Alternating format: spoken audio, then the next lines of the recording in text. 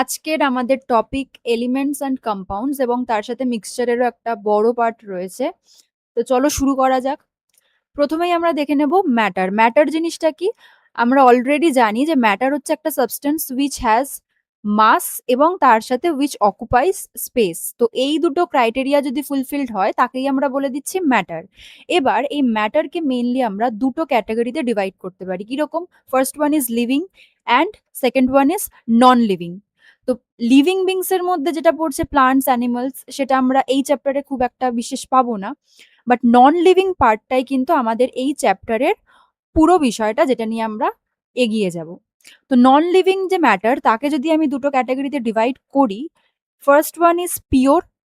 Pure substance কাকে বলছে বা পিওর ম্যাটার কি, সেটা নিয়ে আমরা একটু বাদেই আলোচনা করব। And second one is impure.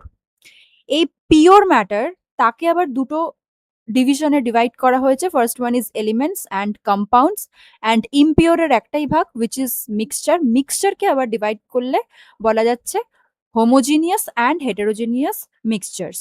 তো আমাদের পুরো চ্যাপ্টারটাই কিন্তু এই নন লিভিং সাবস্টেন্স যেগুলো যেগুলো আমরা পড়লাম এবং তাদের কিছু ডিটেইলিং এটার উপর বেস করে। তো আমরা যদি প্রথমেই দেখে নিই পিওর সাবস্টেন্স।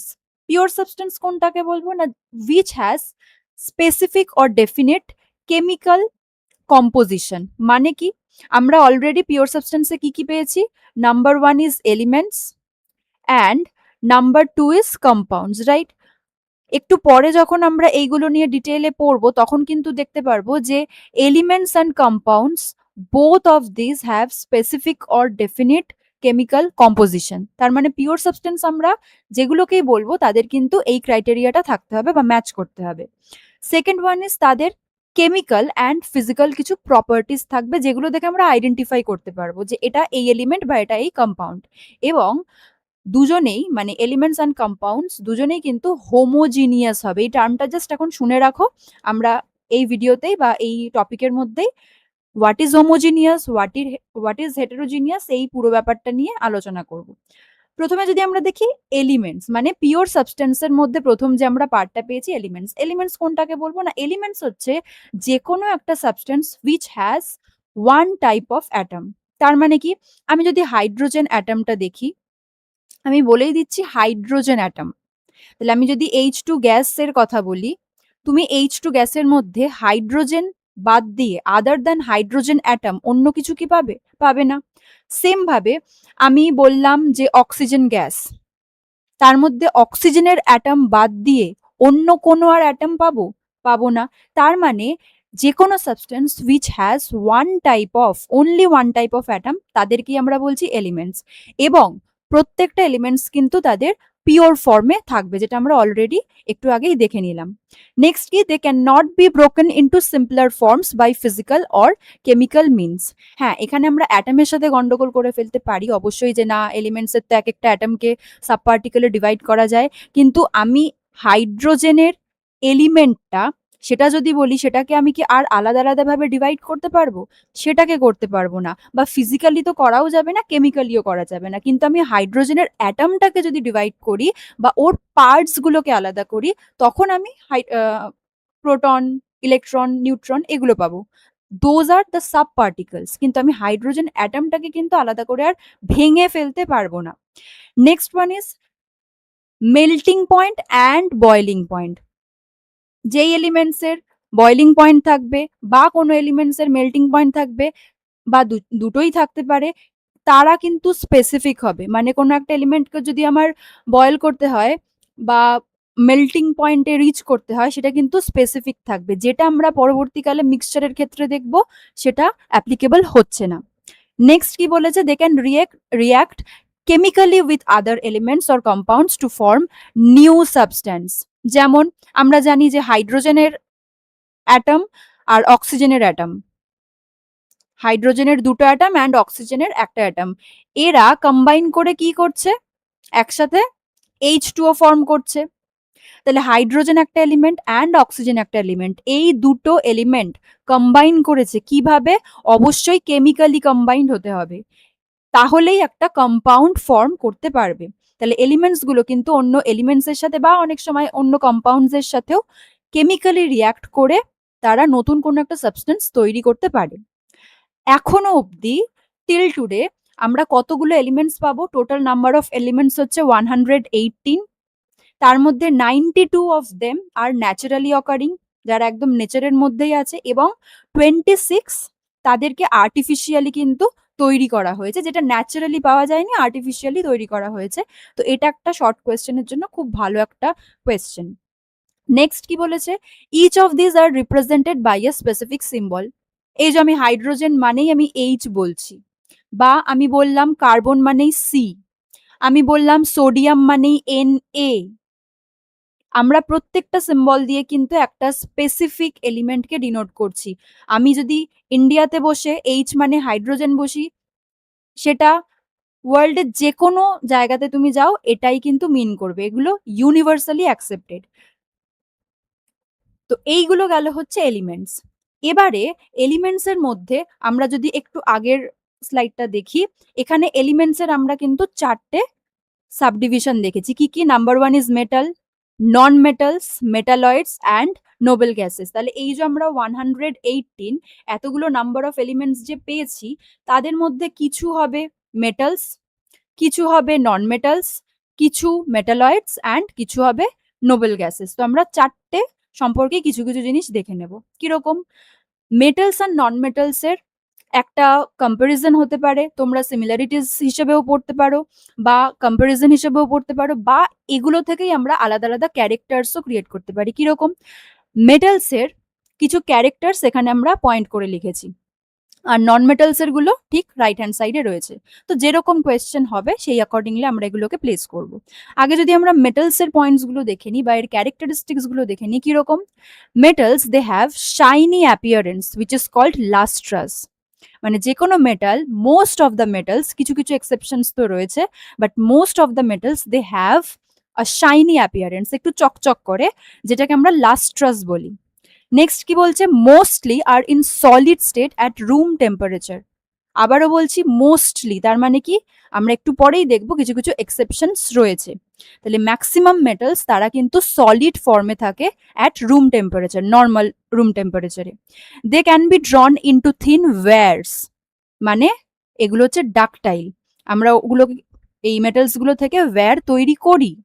এবং ম্যালিয়েবল, ম্যালিয়েবল মানে হচ্ছে তুমি ধরো আয়রন, আয়রনকে পিটিয়ে পিটিয়ে আয়রন শিট তৈরি করা হয়। তাহলে এই যে শিট তৈরি করা যাচ্ছে, তার মানে দিস ইজ ম্যালিয়েবল সাবস্টেন্স। যদি না করা যেত তখন আমরা এটাকে ম্যালিয়েবল বলতে পারতাম না, হয়তো ভেঙে যেত বা ঠিকঠাক হতো না, সেটাকে আমরা আর ম্যালিয়েবল বলতে পারতাম না। Next is metals are good conductors of heat and electricity. তুমি ধরো আয়রনের যে কোনো কিছু ভাবতে পারো, copper, nickel, all of these are metals, তারা কিন্তু very good conductors of heat and electricity. এবং রিয়েল লাইফ এক্সাম্পল ধরো আমাদের হিটের কথা যদি বলি, রান্নাঘরে যেগুলো স্টিলের যে বাসনগুলো থাকে, সেগুলো কিন্তু একটু হিটে দেওয়ার পরেই গরম হয়ে যায়, হাতে ধরলে ছ্যাঁকা লেগে যায়। এবং ইলেকট্রিসিটিও কন্ডাক্ট করতে তারা পারবে। They have high melting and boiling points. এটাও একটা ক্যারেক্টার্স যে মেটালস এর ক্ষেত্রে তাদের কিন্তু মেল্টিং পয়েন্ট বা বয়েলিং পয়েন্ট এগুলো কিন্তু খুব হাই হয়। তুমি ধরো একটা লোহার কোনো একটা রড নিয়েছো, আয়রন রড, বা স্টিলের কিছু একটা কন্টেইনার বা কিছু নিয়েছো, ওটা কি খুব তাড়াতাড়ি মেল্ট করে যায় সলিড ফর্মে থাকলে? না, ওটাকে অনেক বেশি হিট দিতে হয়। তো they have a very high melting and boiling point. Next, they usually possess high density, কারণ সলিড ফর্মে রয়েছে তো অটোমেটিক্যালি ডেন্সিটিও বেশি হবে। এই পয়েন্টসগুলো হচ্ছে মেটালস এর ক্যারেক্টারিস্টিক্স। তো আমাকে যদি কোয়েশ্চেন এরকম করে state some characteristics of metals, আমরা এই পয়েন্টগুলো বুলেটিং বা 1 2 3 করে লিখতে পারি। এবার যদি চলে আসি নন মেটালসে, কি বলেছে? Does not have any shiny appearance, মানে দে আর নট লাস্ট্রাস। আমরা মেটালসে যেটা দেখেছিলাম একটা শাইনি অ্যাপিয়ারেন্স রয়েছে, একটু চকচক করছে, বাট নন মেটালসে কিন্তু সেরকম কোনো ফেনোমেনন নেই, কিছু এক্সেপশনস বাদ দিয়ে। আমরা ম্যাক্সিমাম টাইম দেখবো যে নন মেটালসরা খুব একটা লাস্ট্রাস হচ্ছে না বা তাদের অ্যাপিয়ারেন্সটা ওরকম শাইনি নয়। Next, they exist in the 3 states at room temperatures. Okay, তার মানে আগে আমরা দেখলাম কি মেটালস এর ক্ষেত্রে সলিড স্টেটটাই মেইনলি আমরা দেখতে পেয়েছি, বাট নন মেটালসে সেরকম কোনো ব্যাপার নেই, বাট বলতে পারো তোমরা গ্যাসিয়াস বা লিকুইড ফর্মটা বেশি দেখা যায়, সলিডও দেখা যায়, বাট এখানে ওরকম কোনো স্পেসিফিক্যালি কিছু আমরা বলতে পারি না যে সলিড ফর্মই খুব বেশি দেখা যায়, খুব একটা লিকুইড ফর্ম দেখা যায় না, এটা আমরা বলতে পারি না in case of non metals. তারা তিনটে স্টেটেই ওভারঅল ভালোভাবে থাকে। They break easily, thus can not be drawn into wires. তাহলে ঠিক অপোজিটটা, মানে আমরা মেটালসে যা যা পড়েছি তার অপোজিটই হচ্ছে কিন্তু নন মেটালস। মেটালসকে আমরা ওয়্যারে কনভার্ট করতে পেরেছি, which was ductile, আর এখানে করতে পারছি না, তাই জন্য non ductile. And they can not be beaten into thin sheets, তার মানে ম্যালিয়েবল নয়, non malleable. Poor conductors of heat and electricity, এটার কিছু এক্সেপশন থাকে, লাইক গ্রাফাইট। আচ্ছা, they have low melting and boiling points. মেটালসে হাই ছিল, এখানে low melting and boiling points, and they usually have low density. তো এখান থেকে যদি বলো ক্যারেক্টার্সও আলাদা করে পড়তে পারি, অর আমরা কম্পারিজন টাইপের পড়ে নিলে আমাদের সুবিধে হয়। আচ্ছা, এবার যেটা বলছিলাম যে exception, which is very very important, কারণ আমাদের কিন্তু এই এক্সেপশনের পার্টটা খুবই ভালো করে পড়তে হয়। কিরকম? Mercury is a liquid at room temperature, মানে মার্কারি সেটা কিন্তু আমরা দেখি লিকুইড ফর্মে থাকে, কিন্তু মার্কারি ইজ আ মেটাল। তাহলে আমরা একটু আগেই যেটা দেখলাম মেটালস এর ক্ষেত্রে যে mostly there in solid form বা সলিড স্টেট, এটা কিন্তু মার্কারির ক্ষেত্রে অ্যাপ্লিকেবল হচ্ছে না। কেন? Because it is in liquid form at room temperature, যেটা আমরা থার্মোমিটারে ইজিলি দেখতে পাই। আচ্ছা, next is zinc is a metal that becomes brittle. আচ্ছা, আমরা মেটালস এর ক্ষেত্রে কি দেখেছিলাম যে তাদের যতই আমরা বিট করি, মানে পেটাই, ওরা কিন্তু ম্যালিয়েবল হচ্ছে এবং ডাকটাইল, তার জন্য ওরা ওয়্যারে কনভার্ট করতে পারছে, মানে ওয়্যারে কনভার্ট করা যাচ্ছে তাদেরকে। কিন্তু zinc which is very brittle, মানে খুব তাড়াতাড়ি নষ্ট হয়ে যায় বা ভেঙে যায়, একটু যদি হিটটা ইনক্রিজ করা হয় বা টেম্পারেচারটা ইনক্রিজ করা হয় বাই গিভিং ইট হিট, একটা সার্টেন টেম্পারেচারে রিচ করার পর ইট বিকামস ব্রিটল, তাহলে আস্তে আস্তে ওটা ভেঙে যাবে, খুব বেশি ওটাকে পেটানো যাবে না।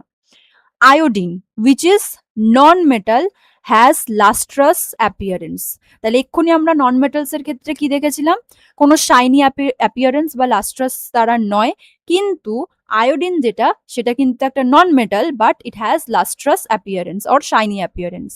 গ্রাফাইট, যেটা একটু আগেই বললাম, it is a non metal, কিন্তু this is very good conductor of electricity. আচ্ছা, and it also has lustrous effect. Graphite কোথায় থাকে?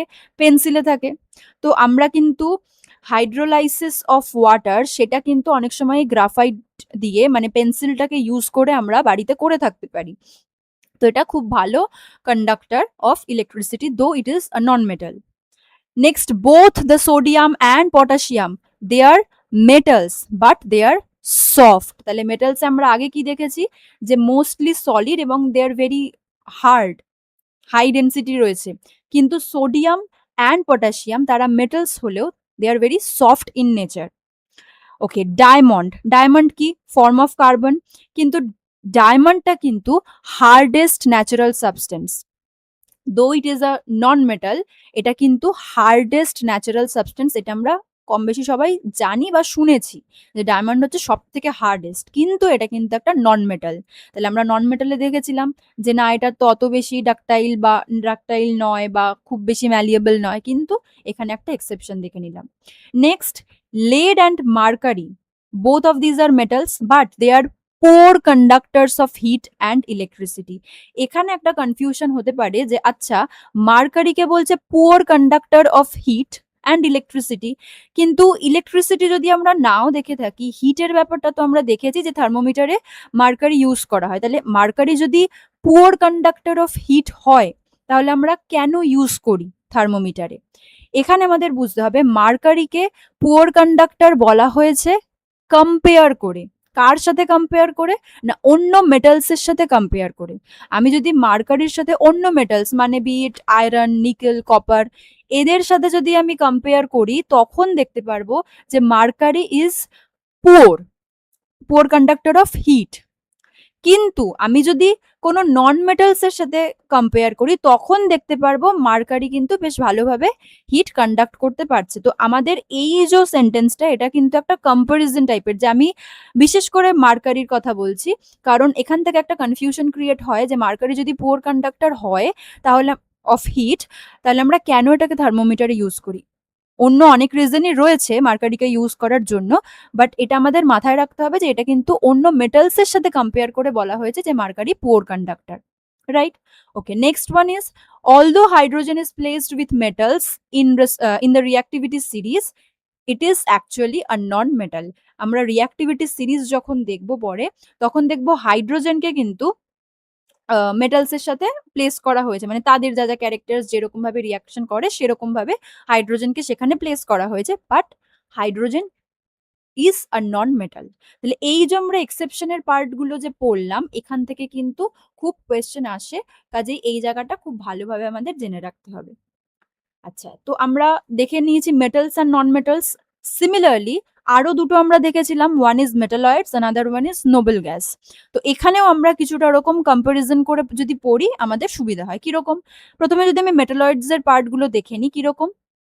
ওকে, আমি দুটোকেই কম্পেয়ার করে করে বলছি কিরকম। মেটালয়েডসে they exhibit properties of both the metals and non metals. Metalloids টার্মটা থেকেই আমাদের বুঝে যাওয়া উচিত যে একটা মিডল কন্ডিশনে রয়েছে, যে কিছু মেটালস এর ক্যারেক্টার্স রয়েছে, কিছু নন মেটালস এর ক্যারেক্টার্স রয়েছে। এবার কোন মেটালয়েডস এর ক্ষেত্রে কোন ক্যারেক্টারটা থাকবে সেটা ভ্যারি করবে বা ডিপেন্ড করবে, বাট আমরা কিছু ক্ষেত্রে দেখবো মেটালস এর ক্যারেক্টার্স রয়েছে, কিছু ক্ষেত্রে দেখবো নন মেটালস এর ক্যারেক্টার্স রয়েছে। কিন্তু নোবেল গ্যাসে এরকম কোনো ফেনোমেনন হয় না। They do not show any property of neither metals nor non metals, মানে ওদের ক্ষেত্রে এরকম কোনো ফেনোমেনন নেই। নেক্সট কি বলেছে? Molecules are chemically reactive thus forming compounds with other elements. এটা জাস্ট নর্মাল, যে কোনো একটা এলিমেন্টের যেরকম রিয়াকশন করার এবিলিটি থাকে, কেমিক্যালি রিঅ্যাক্টিভ তারা হয়, মেটালয়েডস এর ক্ষেত্রে এটা হয়, বাট নোবেল গ্যাসের ক্ষেত্রে দে আর নট রিঅ্যাক্টিভ। কেন? কারণ অবশ্যই আমাদের জানতে হবে নোবেল গ্যাসের কিন্তু আউটার মোস্ট শেল যেটা, সেটা একদম ফুলফিলড থাকে, মানে 8 নাম্বারস অফ ইলেকট্রনস থাকে। 1 2 3 4 1 2 3 4 5 6 7 8, হ্যাঁ। তো এইরকম আউটার মোস্ট বা ভ্যালেন্স শেল যেটা, সেটা একদম ফুলফিলড থাকে, যার জন্য ওরা কোনো রিয়াকশনে পার্টিসিপেট করে না। রিয়াকশনে পার্টিসিপেট করা মানে কি? এই ইলেকট্রনস গুলোই পার্টিসিপেট করছে। তো একদম যদি ফুলফিলড থাকে, ওরা স্টেবিলিটি গেইন করে নেয়, তখন ওরা কিন্তু না তো ইলেকট্রন লস করছে না তো ইলেকট্রন গেইন করছে, তাই জন্য they become non reactive or unreactive, right? আচ্ছা, মেটালয়েডস এর ক্ষেত্রেও এরা মোনো অ্যাটমিক এলিমেন্টস হয়, নোবেল গ্যাসের ক্ষেত্রেও এরা কিন্তু মোনো অ্যাটমিক এলিমেন্টস। আচ্ছা, what is mono atomic elements? না, তাদের একটা মলিকিউলে একটাই অ্যাটম থাকে। আমরা একটু বাদে অ্যাটমিসিটি পড়বো, তখন দেখতে পাবো একটা মলিকিউলে যদি একটাই অ্যাটম থাকে, that is called mono atomic elements. এটা একটা সিমিলারিটি বলতে পারি, এটা কিন্তু ডিফারেন্স না। নেক্সট কি বলেছে? Mostly solid in room temperature. Okay, metalloids এর ক্ষেত্রে তারা কিন্তু ম্যাক্সিমাম রুম টেম্পারেচারে সলিড থাকে, বাট নোবেল গ্যাস আমরা টার্মটা থেকেই বুঝে যাচ্ছি এটা কিন্তু গ্যাসিয়াস ফর্মে থাকে। ওকে, নেক্সট কি বলেছে? মেটালয়েডসে, আচ্ছা নোবেল গ্যাসের আর এই পয়েন্টটা লেখা হয়নি, কারণ নোবেল গ্যাস টার্মটা থেকে আমরা বুঝে যাচ্ছি। মেটালয়েডসে বলা হয়েছে they are semi conductors. This is very very important, কারণ এখন সেমিকন্ডাক্টরের চাহিদা বা প্রোডাক্টিভিটি বা এটা সম্পর্কে কিন্তু অনেক কিছু আমাদের পড়তে হবে, কারণ এই semiconductor is very very important in today's এরা।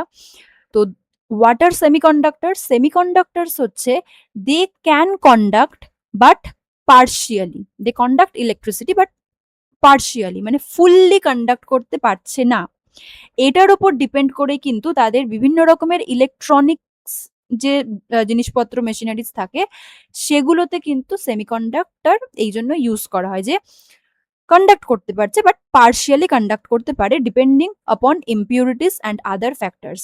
যে কোন মেটালয়েডসে কতটা ইম্পিউরিটিস রয়েছে, কি ইম্পিউরিটি রয়েছে তার উপর ডিপেন্ড করে, এবং তার সাথে আরো কিছু কিছু ফ্যাক্টরস থাকে, টেম্পারেচার অ্যান্ড অল।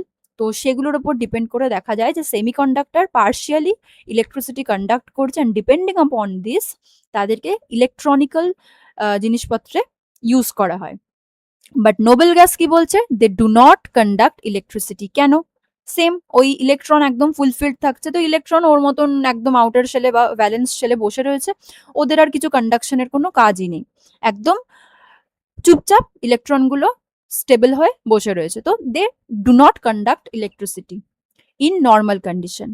আচ্ছা, আমরা যদি এক্সাম্পল দেখে নিই, এক্সাম্পলে আমরা পাবো মেটালয়েডস এর মধ্যে বোরন, সিলিকন খুব ইম্পর্টেন্ট, আর্সেনিক, এরা হচ্ছে সব মেটালয়েডস।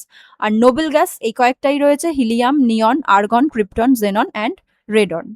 আচ্ছা, নোবেল গ্যাসের ইউজেস এর ক্ষেত্রে যদি বলি, লাইটিং, ওয়েল্ডিং যেটা ঝালাই করা বলা হয়, ক্রায়োজেনিক্স, প্রিজার্ভেশনের একটা খুব ইম্পর্টেন্ট প্রসেস। তো এই মিডিয়ামগুলোতে কিন্তু নোবেল গ্যাসকে ইউজ করা হয়। ক্রায়োজেনিক্সে যাতে রিয়াকশন করার এবিলিটি না থাকে বা জিনিসটা যাতে ঠিকঠাক থাকে, তো এই প্রসিডিওরে নোবেল গ্যাস খুব ইম্পর্টেন্ট, যাতে ওরা রিয়াকশন করতে না পারে। আচ্ছা, তো এতটা গেল হচ্ছে আমাদের মেইনলি এলিমেন্টস এর পার্ট, যার মধ্যে আমরা দেখেছিলাম কি কি রয়েছে, মেটাল পড়লাম, নন মেটালস পড়লাম, মেটালয়েডস পড়লাম, নোবেল গ্যাস পড়লাম।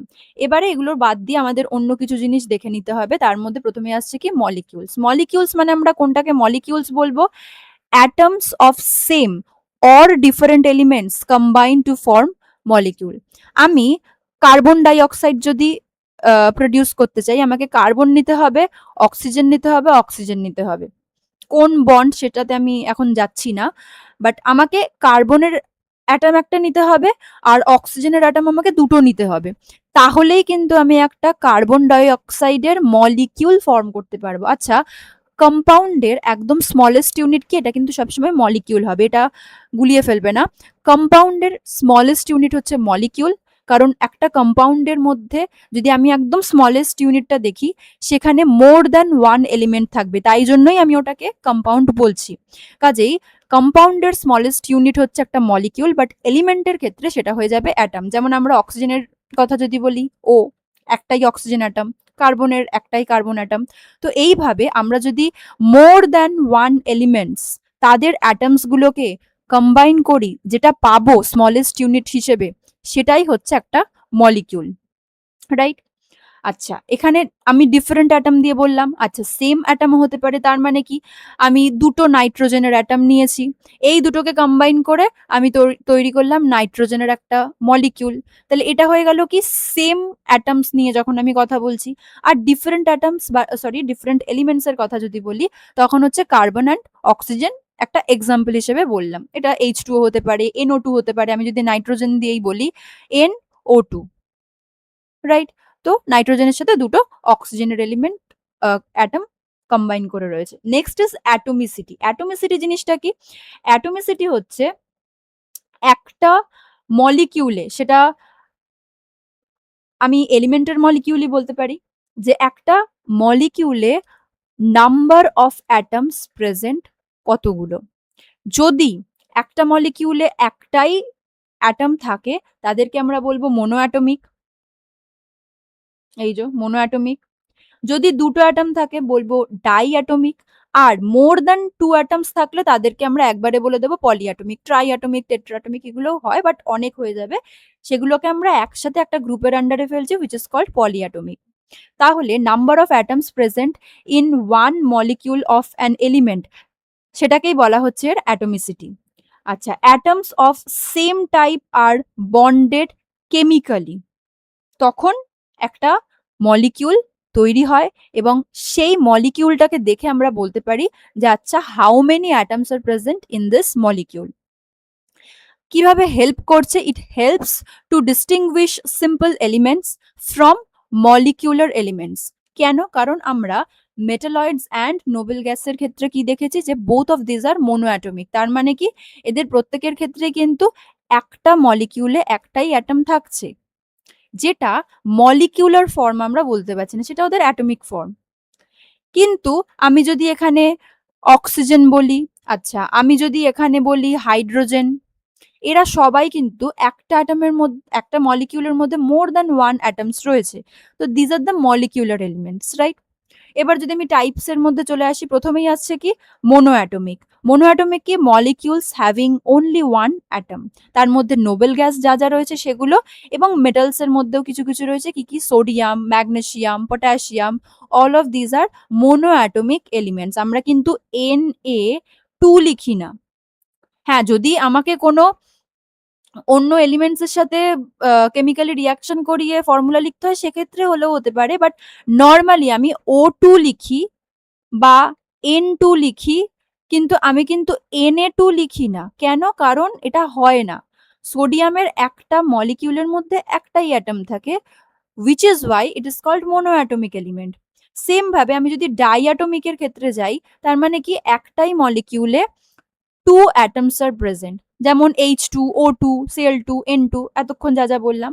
আর পলিঅ্যাটমিক হচ্ছে more than two atoms are present of same type, atoms are present in a molecule. তার মধ্যে কি ওজোন যেটাকে আমরা বলি O3, তার মানে কি তিনটে অক্সিজেন প্রেজেন্ট রয়েছে, এরকম তিনটে অক্সিজেনের অ্যাটমস প্রেজেন্ট রয়েছে, that is why it is called polyatomic. এবং ফসফরাসের ক্ষেত্রেও চারটে, P4 এর ক্ষেত্রে এরকম কি হচ্ছে চারটে ফসফরাস ফসফরাস এরকম ভাবে চারটে অ্যাটম কিন্তু প্রেজেন্ট থাকবে। হ্যাঁ, তাদের মধ্যে বন্ড থাকবে, বাট আমি বলছি নাম্বার অফ অ্যাটমস হচ্ছে চারটে।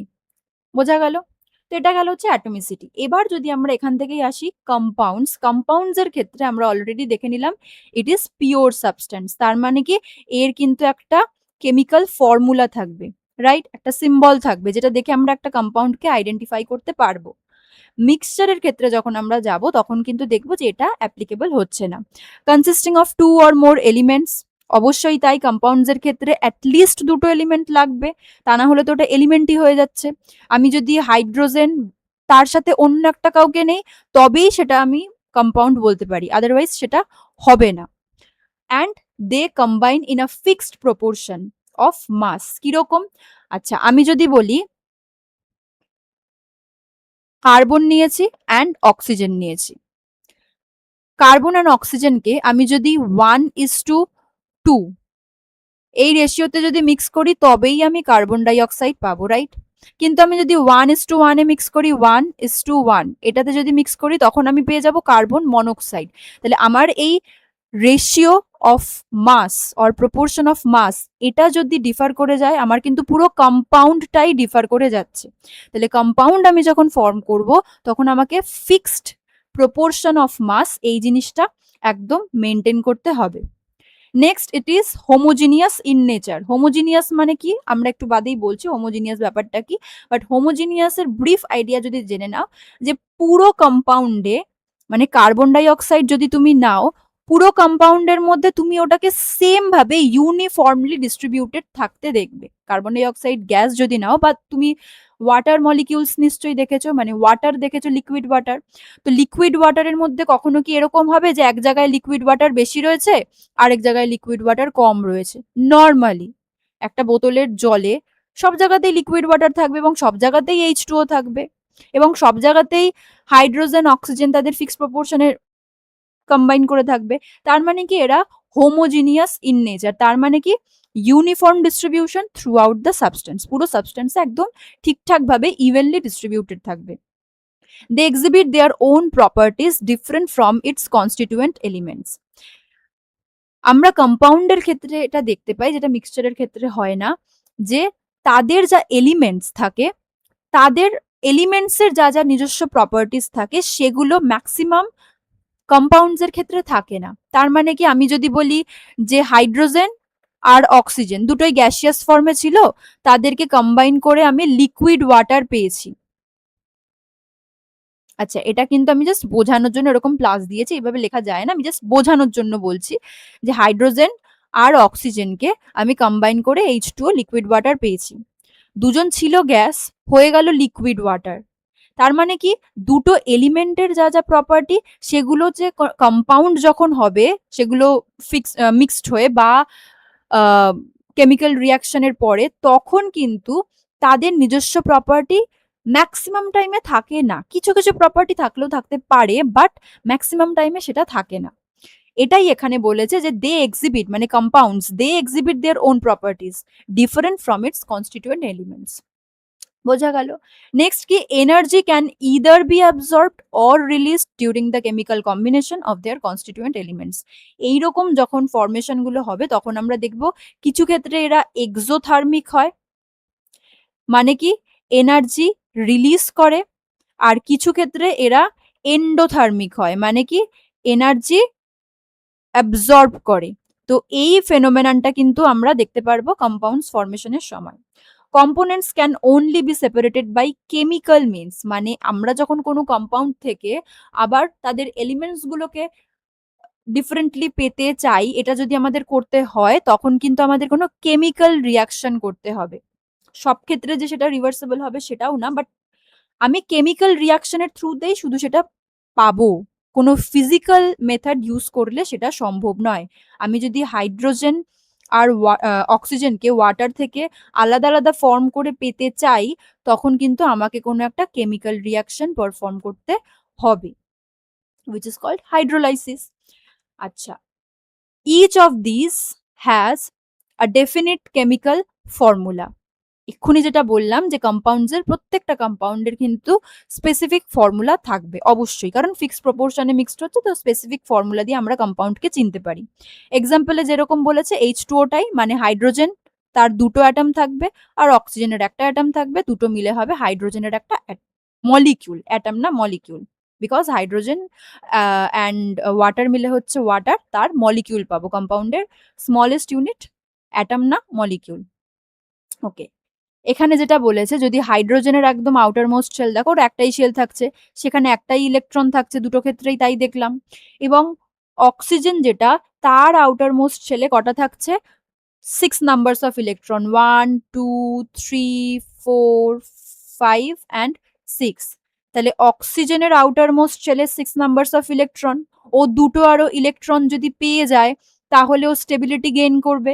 সেম ভাবে হাইড্রোজেনের যদি ফার্স্ট শেলে 2 নাম্বারস অফ ইলেকট্রনস থাকে, কেন, কারণ ফার্স্ট শেলে তো দুটোই ম্যাক্সিমাম ইলেকট্রন থাকতে পারে, কাজে এখানে 8 ইলেকট্রনস এর কথা আসবে না, তো সেখানে হাইড্রোজেনও কিন্তু স্টেবিলিটি গেইন করবে। এরা কি করছে, এরা কিন্তু পুরোপুরি ইলেকট্রন গুলোকে দিয়ে দিচ্ছে না, বরং এরা কোভ্যালেন্ট বন্ড ফর্ম করছে, মানে কি একটা শেয়ারিং মেথড ফলো করেছে, এরকম শেয়ার করছে, কাজেই হাইড্রোজেনেরও দুটো ইলেকট্রন হয়ে গেল আর অক্সিজেনেরও এখান থেকে একটা এখান থেকে একটা নিয়ে টোটাল 8 নাম্বারস অফ ইলেকট্রনস ও হোল্ড করে রয়েছে এবং পুরো জিনিসটা একটা স্টেবিলিটি গেইন করেছে। ছিল এলিমেন্টস, হয়ে গেল কম্পাউন্ডস। আচ্ছা, এবার এলিমেন্টস আর কম্পাউন্ডস এর যদি আমরা কিছুটা কম্পারিজন দেখি কিরকম। Elements it contains one kind of atom, but compounds it contains two or more kinds of atoms. তার মানে কি হাইড্রোজেন অ্যান্ড অক্সিজেন আমি বললাম, তাহলে একটা দুটো অ্যাটলিস্ট দুটো টাইপস বা দুটো কাইন্ডস অফ অ্যাটমস থাকবে। নেক্সট কি বলেছে, elements it can be broken into simpler substances, atom থাকবে, তার আবার সাবপার্টিকেল থাকবে, বাট কম্পাউন্ডের যদি আমি আরো সিম্পলার ফর্ম করতে চাই বাই কেমিক্যাল মিনস সেটা কিন্তু করা যাবে। বাট এলিমেন্টের ক্ষেত্রে যেটা হয় যে অ্যাটমস এর ক্ষেত্রে আমি যদি ওটাকে আরো ভেঙে দেই, কি কি পাবো, আমি ইলেকট্রন পাবো, প্রোটন পাবো, নিউট্রন পাবো, তো জিনিসটা পুরো ভেঙে যাচ্ছে। বাট কম্পাউন্ডের ক্ষেত্রে সেটা হবে না।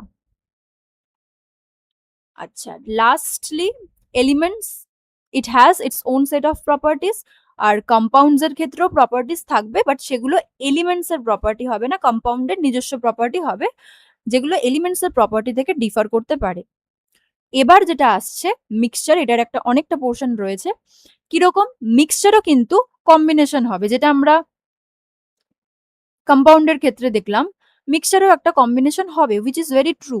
কিন্তু কিরকম আলাদা, না এদের কোনো ফিক্সড প্রপোর্শন থাকবে না।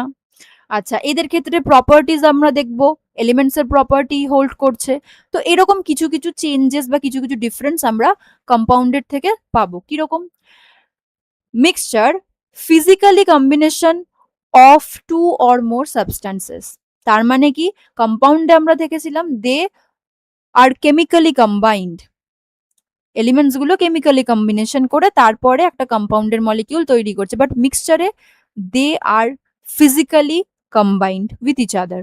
সেটা 2 or more substances হতে পারে। সাবস্টেন্স বলেছে, তার মানে কি এখানে সবসময় এলিমেন্টস হবে তার কোনো মানে নেই। এলিমেন্টস এর সাথে, লেখাটা একটু খারাপ হয়ে গেল, এলিমেন্টস এর সাথে এলিমেন্টস হতে পারে বা এলিমেন্টস এর সাথে কিন্তু কম্পাউন্ডসও হতে পারে। বোঝা গেল? আচ্ছা, each constituent within it retains their own chemical properties having average properties of their constituent elements. আচ্ছা, আমি এক গ্লাস জলের মধ্যে যদি চিনি মিশিয়ে দিই বা নুন মিশিয়ে দিলাম, NaCl ও মেশাতে পারি, বা ধরো আমি যদি C6H12O6 সুগার মিশিয়ে দিই, আমি কিন্তু NaCl এর যে একটা সল্টি নেচার সেটাও পাচ্ছি, আর জল H2O which is liquid in form সেটাও আমি বুঝতে পারছি। তার মানে কি এটা মিক্সচার। আচ্ছা, নেক্সট কি বলেছে, components do not mix in any fixed ratio. এখান থেকে যদি বলি আমি এক গ্লাস জলে 1 চামচ চিনি দিতে পারি, 2 চামচ সরি 1 চামচ সল্ট দিতে পারি, 2 চামচ দিতে পারি, আমার যতটা ইচ্ছা আমি দিতে পারি। হ্যাঁ, তার স্যাচুরেশন পয়েন্ট হিট করা পর্যন্ত, তারপরে আমাকে আবার হিট দিতে হবে, মানে টেম্পারেচার ইনক্রিজ করতে হবে, সেটা একটু আলাদা। বাট আমি বলছি যে কোনো ফিক্সড রেশিও কি রয়েছে যে 1 গ্লাস জলে 1 চামচ NaCl বা সুগার এগুলোই আমরা দিতে পারি, সেরকম কোনো ফিক্সড রেশিও কিন্তু মিক্সচারে পাওয়া যায় না। May be homogeneous or heterogeneous, এটা আমরা একটু বাদে আর একটু ডিটেলে বলছি। Components can be separated by physical methods, filtration হতে পারে, ইভাপোরেশন হতে পারে, এবং আরো অনেক প্রসেস রয়েছে, আমরা এগুলো নিয়ে খুব শিগগিরই আলোচনা করব। They do not have any specific formula. আমি যদি ওয়াটার আর NaCl কে মিক্স করি, আমি কি ওদেরকে একসাথে কোনো আলাদা ফর্মুলা দিয়ে ডিনোট করতে পারি না? আমাকে H2O বোঝাতে ওয়াটার বোঝাতে H2O ইউজ করতে হবে, আর সল্ট বোঝাতে NaCl কে ইউজ করতে হবে। ওদের আলাদা কোনো কম্বাইন হয়ে একটা নতুন কোনো ফর্মুলা তৈরি হলে এটা কিন্তু হয় না। কেন? কারণ তারা mixture and they do not have any specific or definite formula. আচ্ছা, তাদের কোনো স্পেসিফিক মেল্টিং বা বয়লিং পয়েন্টও নেই, কারণ ফিক্সড রেশিও নেই, কাজেই মেল্টিং পয়েন্ট বা বয়লিং পয়েন্ট ডিফার করবে আমি কতটা মিক্স করেছি, কি মিক্স করেছি, এগুলোর উপরে। আচ্ছা, এখানেও কিন্তু এনার্জি এক্সচেঞ্জ অ্যাজ সাচ হয় না, যেটা আমরা কম্পাউন্ডের ক্ষেত্রে দেখেছি হয়। আচ্ছা, does not have any specific colour or appearance. কার উপর ডিপেন্ড করবে? এদের নিজস্ব কোনো ওরকম ব্যাপার নেই যে এরকম কালার বা এরকম দেখতে হবে। কার উপর ডিপেন্ড করবে? ডিপেন্ড করবে কোন কোন এলিমেন্টস বা কোন কোন কম্পাউন্ড মিক্স করা হচ্ছে, বা আমরা এক কথায় বলতে পারি যে কোন কোন সাবস্টেন্স মিক্স করা হচ্ছে, তার উপর ডিপেন্ড করবে যে তার অ্যাপিয়ারেন্স কিরকম হবে, খেতে কিরকম হবে, বা আদৌ টেস্ট থাকবে কিনা, দেখতে কিরকম হবে, এই জিনিসটা। তাহলে এগুলো গেল হচ্ছে মিক্সচারের কিছু কিছু ক্যারেক্টারিস্টিক্স।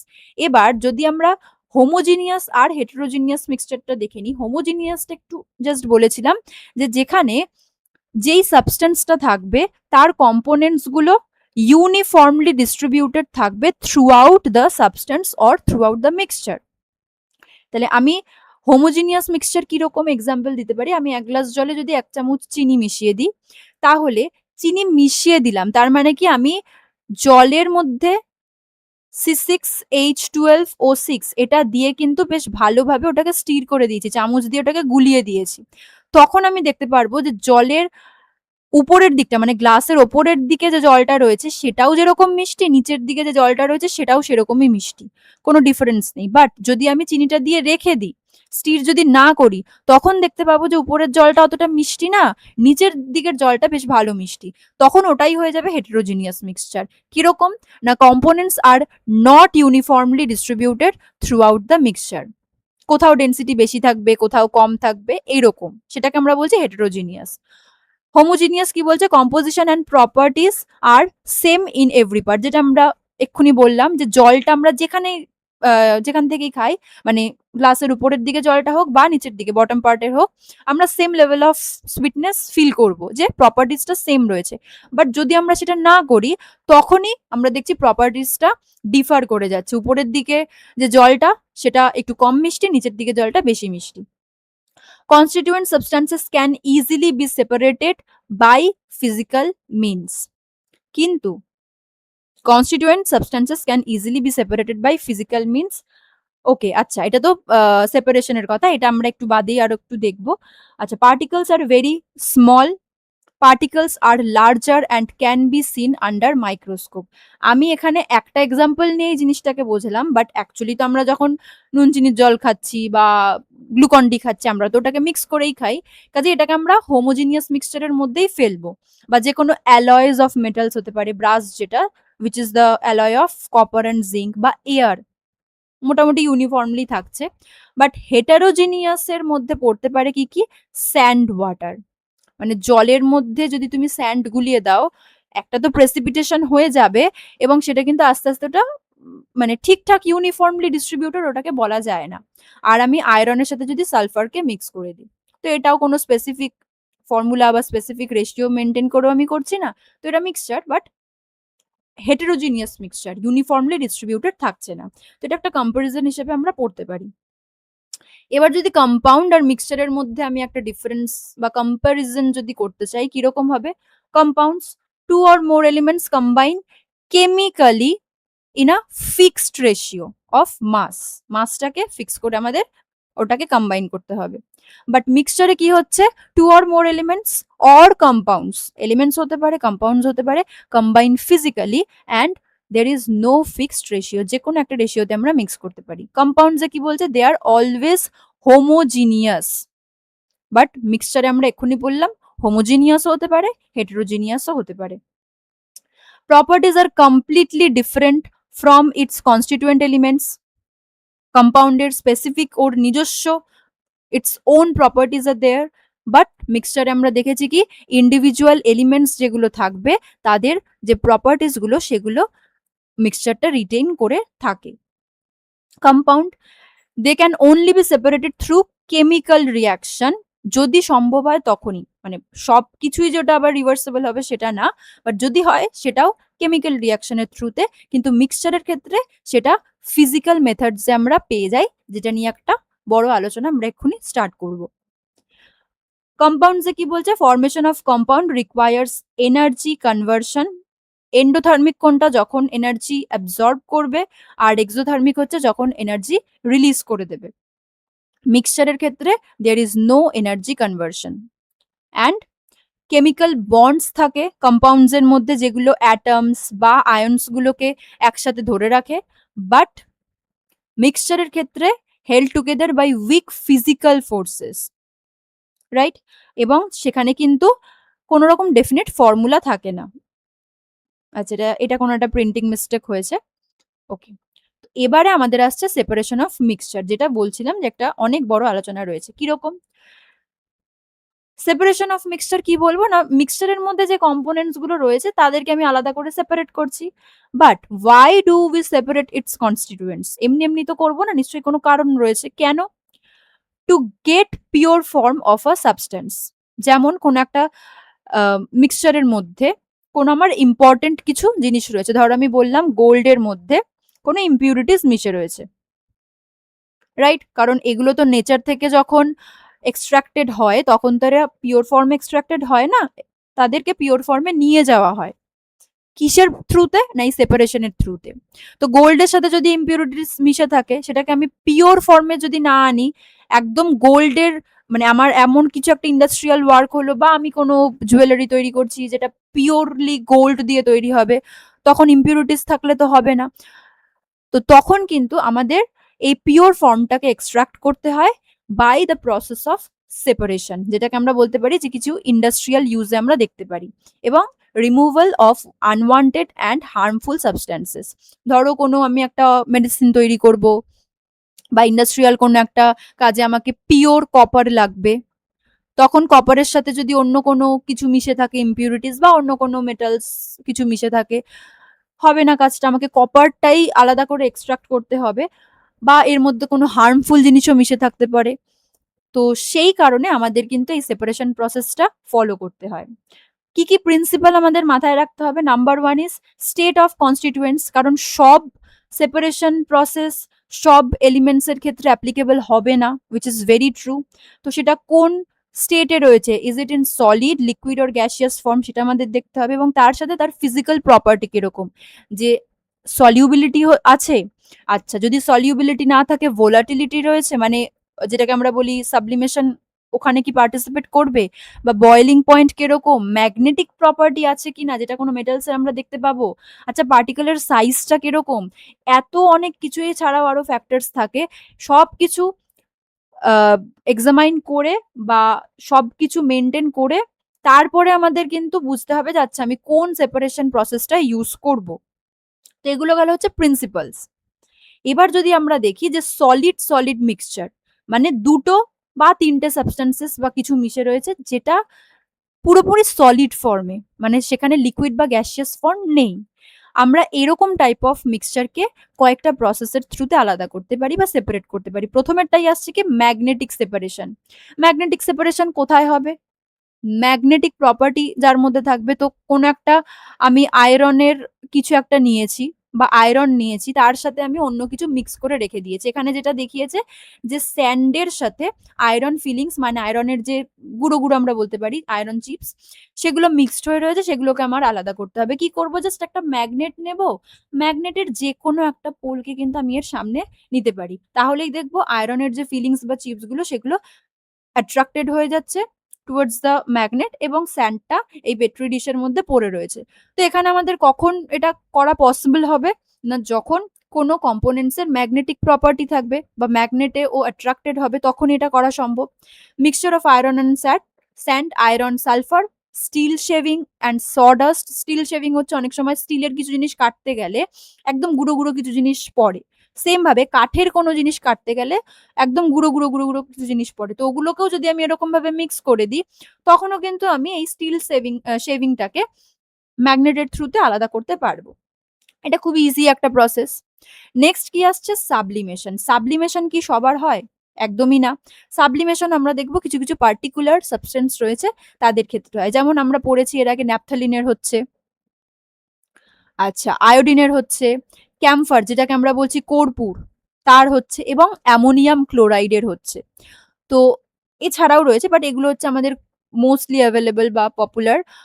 তো এদের ক্ষেত্রে কোনো যদি অন্য সাবস্টেন্স মিশে থাকে এগুলোর সাথে, তখন কিন্তু আমরা এই সাবলিমেশন প্রসেসটা ইউজ করতে পারি। কিরকম না, এখানে দেখতে পাচ্ছ একটা ডিশ নেওয়া হয়েছে বা একটা, যেটাকে বলা হচ্ছে চায়না ডিশ, এটার মধ্যে ওই মিক্সচারটাকে রাখা হয়েছে যার মধ্যে রয়েছে অ্যামোনিয়াম ক্লোরাইড এবং তার সাথে সল্ট রয়েছে। আমি কি করছি, এটাকে হিট দিচ্ছি। এবার সাবলিমেবল যে সাবস্টেন্স গুলো তাদের একটা প্রপার্টি কি, যে তারা সলিড থেকে লিকুইড আর হয় না, ডিরেক্টলি তাদের গ্যাসিয়াস ফর্মে কনভার্টেড হয়ে যায়। তো যখন এই প্রসেসটা হচ্ছে হিট দেওয়ার পরে, আমি দেখতে পাচ্ছি কি যে অ্যামোনিয়াম ক্লোরাইড যেটা ছিল, which is a sublimable substance, sublimable solid, সেটা কিন্তু ডিরেক্টলি তার ভেপার ফর্মে চলে যাচ্ছে, এবং আমাকে ঠিক এই সাবস্টেন্সটা বা মিক্সচারটা যেখানে রাখা হয়েছে তার উপরে একটা ফানেলের মতন স্ট্রাকচার বা ফানেল রাখা হবে, এবং এই ওপেনিংটা কিন্তু একটা কটন প্লাগ দিয়ে আটকে রাখতে হবে। কেন, যদি আমি এটা আটকে না রাখি, এই যে অ্যামোনিয়াম ক্লোরাইড সেটা কিন্তু ডিরেক্টলি ইভাপোরেটেড হয়ে এখান দিয়ে বেরিয়ে যাবে। তো যাতে এটা বেরিয়ে না যায়, যাতে এটা আমি আলাদা করে স্টোর করতে পারি, তাই জন্য এটা আমাকে কটন প্লাগ দিয়ে আটকে রাখতে হবে। এবার এই হিটটা পেয়ে যখন অ্যামোনিয়াম ক্লোরাইডটা কিছুটা উপরের দিকে উঠছে, দেখবো এই যে ফানেলটা যেটা রয়েছে, which is made up of glass mainly, তো ওটার গায়ে এরকম সাদা সাদা সাদা সাদা কিছু গুঁড়ো গুঁড়ো মতন দেখতে পারবো, যেটা ডিনোট করছে কি যে এই অ্যামোনিয়াম ক্লোরাইডটা এখানে উপরের দিকে উঠেছে, এবং যখন হিটটা আস্তে আস্তেও মানে টেম্পারেচারটা উপর দিকে উঠতে উঠতে আস্তে আস্তে কমে যাচ্ছে, তখন কিন্তু ও আবার সলিড ফর্মে ট্রান্সফর্মড হয়ে যাচ্ছে। তো এবার এখান থেকে আমি সলিডিফাইড অ্যামোনিয়াম ক্লোরাইড আলাদা করেই নিতে পারি। আচ্ছা, এবং সল্টটা এখানে পড়ে থাকবে, কারণ সল্টের তো কোনো সাবলিমেশন ওই প্রসেসে পার্টিসিপেশনের কোনো গল্প নেই। তো এটা আমরা আলাদা করে নিতে পারি কিভাবে, এই সাবলিমেশন প্রসেসের থ্রুতে। নেক্সট কি আসছে, নেক্সট বলা হচ্ছে সলভেন্ট এক্সট্রাকশন। সলভেন্ট এক্সট্রাকশনে কি হবে, সুটেবল একটা সলভেন্ট নিতে হবে। Soluble solid substance can be separated from insoluble substance. তার মানে আমি একটা সলিউবল সাবস্টেন্স নিয়েছি, ধরো আমি বললাম NaCl নিয়েছি, এবং তার সাথে আমি স্যান্ড নিয়েছি, রাইট? তাহলে একটা সলিউবল সাবস্টেন্স হলো, একটা ইনসলিউবল সাবস্টেন্স হলো। এবার আমি যদি এই দুটোকে একসাথে ওয়াটারের মধ্যে মিক্স করে দিই, কোনটা ডিজলভড হবে, NaCl টা ডিজলভড হয়ে যাবে, বাট স্যান্ড তো ডিজলভড হবে না। তাহলে স্যান্ড সলিডটাকে আমি আলাদা করেই নিতে পারি। কি করে? ডিক্যান্টেশন করে করতে পারি বা ফিল্টার করে করতে পারি। এখানে যেমন ফিল্টার পেপার ইউজ করা হয়েছে।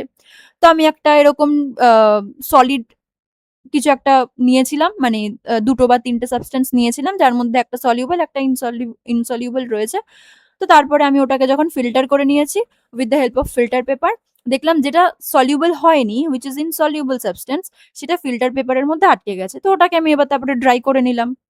এবার যেটা আমার সলিউবল হয়ে গেছে সেটাকেও তো আমার আলাদা করতে হবে।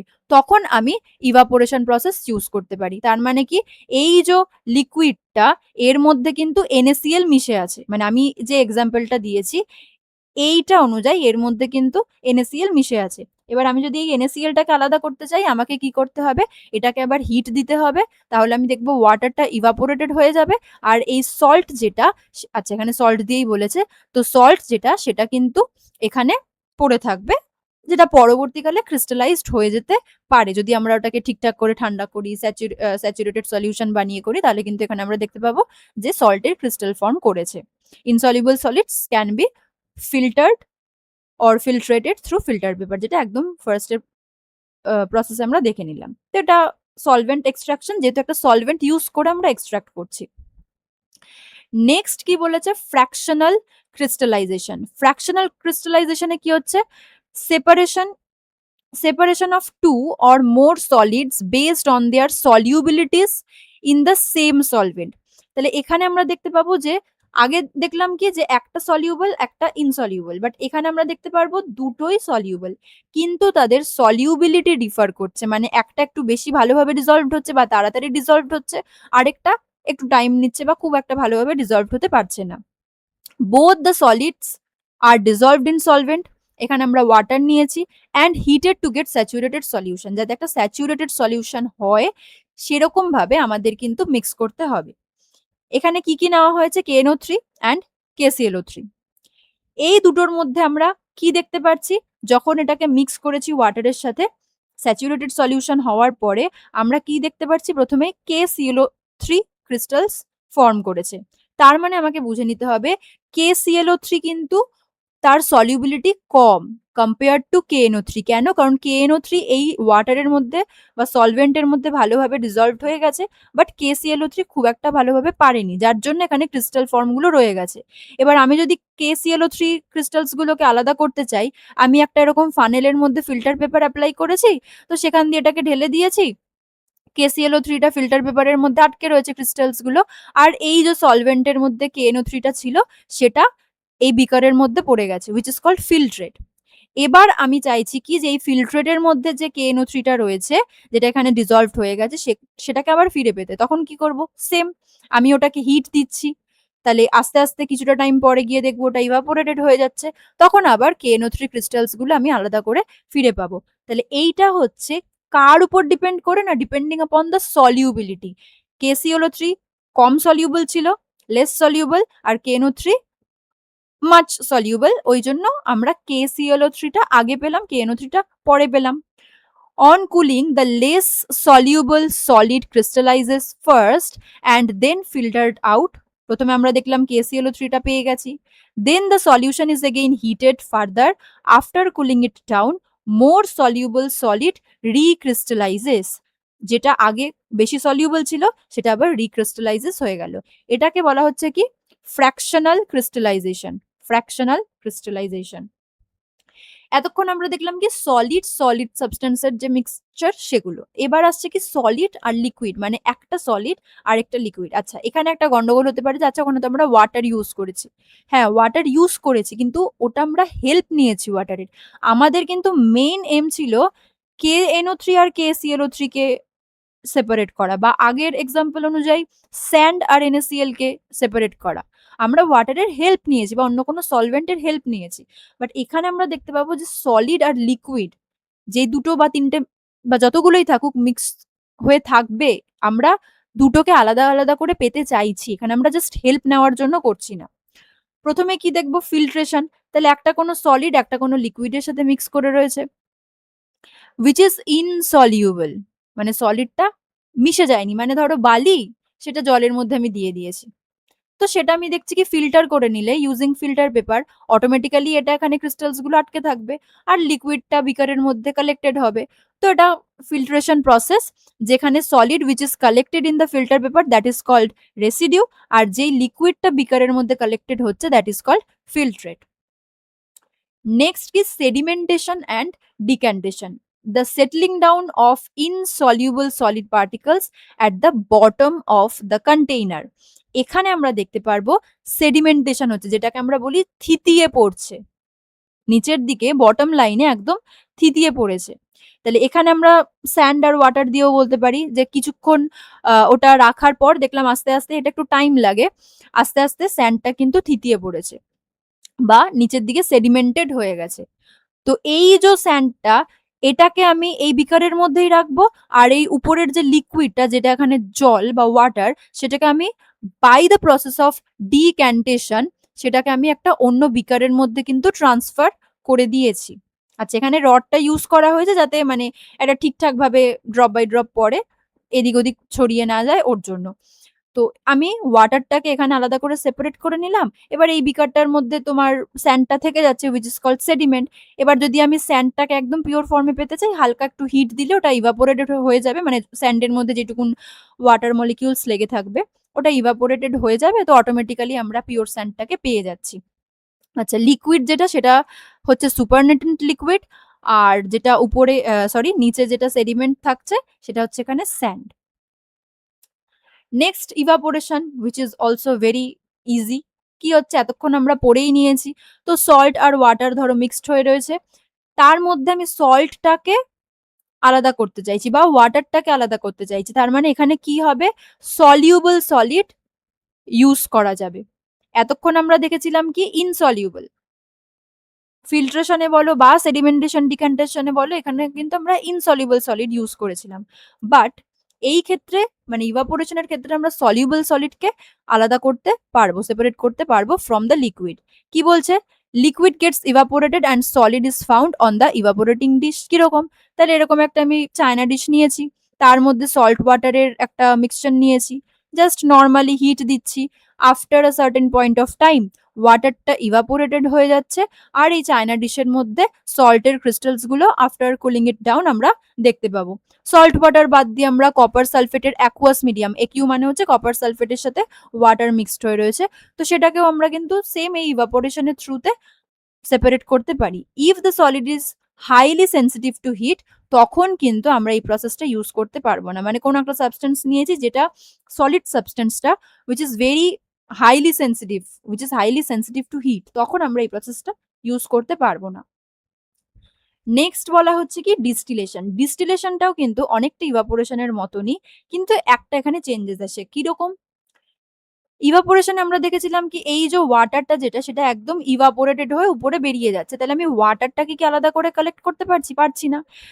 যদি আমার ওয়াটারটাকেও আলাদা করে কালেক্ট করতে হয়, তখন কিন্তু আমি ডিস্টিলেশন প্রসেস ইউজ করবো। এখানে কি হচ্ছে দেখো, সেম ভাবে আমি সল্ট ওয়াটার নিয়েছি, সল্ট ওয়াটারকে আমি একটা বুনসেন বার্নার দিয়ে হিট দিচ্ছি, after a certain point of time আমি কি দেখবো, ওয়াটার ভেপার গুলো বা স্টিমটা ইভাপোরেটেড হয়ে বেরিয়ে যেতে চাইবে। এখানে একটা থার্মোমিটার রাখতে হবে টু মেইনটেইন দ্য টেম্পারেচার, আর এটা ক্ল্যাম্প স্ট্যান্ড দিয়ে আটকে রাখা হয়েছে ফ্লাস্কটাকে। তো আমি এখানে দেখছি কি ইভাপোরেটেড হয়ে বেরিয়ে যেতে চাইছে, কিন্তু দেখো এটা কিন্তু একটা কর্ক দিয়ে আটকানো রয়েছে, তার মানে কি ওয়াটার ভেপারটা এখানে বেরিয়ে যেতে পারবে না। রাদার এটা কি হচ্ছে, এখানে একটা কানেকশন রয়েছে উইথ দ্য কন্ডেন্সার। কন্ডেন্সার মানে কি, কন্ডেনসেশন প্রসেসটা করতে যে হেল্প করছে যেই মেটেরিয়ালটা বা যেই বলতে পারো যে সাবস্টেন্সটা। তো কন্ডেনসেশন মানে আমরা জানি কি যে গ্যাসিয়াস ফর্ম থেকে আবার তার লিকুইড ফর্মে ফিরে আসবে। তাহলে এই যে স্টিমটা যেটা ওয়াটার ভেপার হয়ে বেরিয়ে যেতে চাইছিল, সেটা এখন বেরিয়ে যেতে পারছে না, রাদার এটাই কন্ডেন্সারের মধ্যে চলে আসছে।